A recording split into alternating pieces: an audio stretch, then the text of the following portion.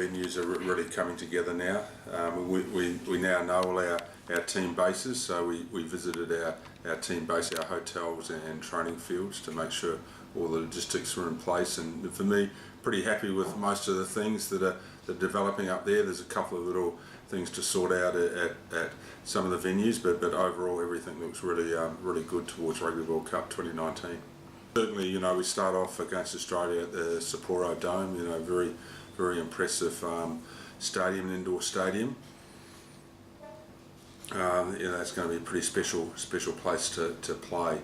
Then we travel down to Kamaishi, where the Kamaishi Memorial Stadium. So it's been rebuilt, where the area where the tsunami seriously damaged back in 2010. So that'll be very important for the Kamaishi community to have World Cup matches in their area, and also for us, we're playing Uruguay, it'd be the first World Cup match there, but also we would have visited there previously because we're going to play Japan in the PNC at Kamaishi at the end of July.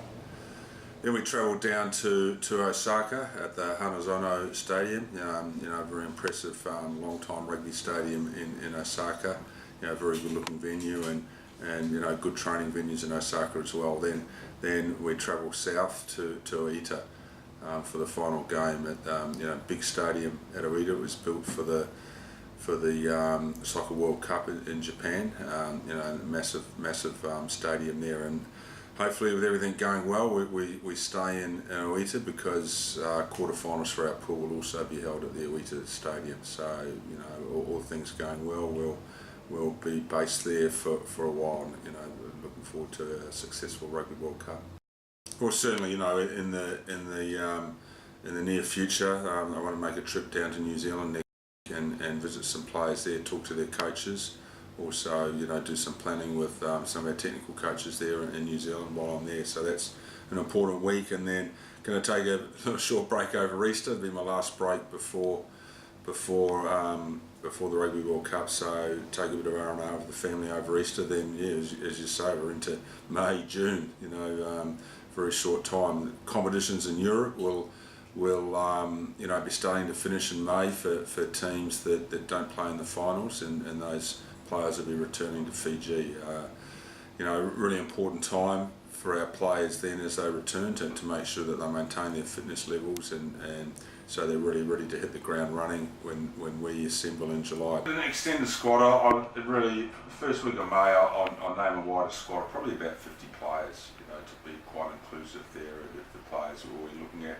But, by the time we come into camp, I'd expect to have 38 players in camp when we start in July for the New Zealand Maori and into the Pacific Nations Cup, and then finally the Pacific Nations Cup will narrow down our Rugby World Cup squad.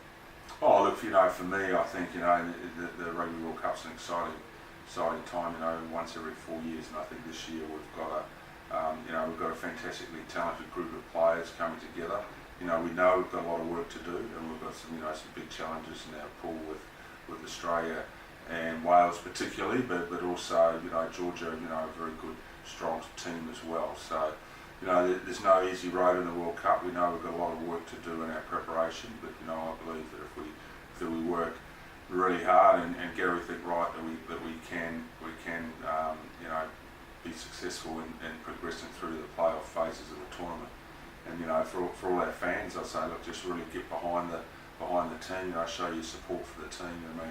Especially for our overseas professional players, they make a lot of sacrifices to come back and play for the Flying Fijians. I can guarantee that every one of those players we select, that they're here to represent, Fiji, and to represent you, the people, and the Vanuas, and everyone who's helped them get to where they are. So get behind your team this year. In July, home game against New Zealand Maori, just to kick off our program. A big game. Let's really turn out and support the boys in that one.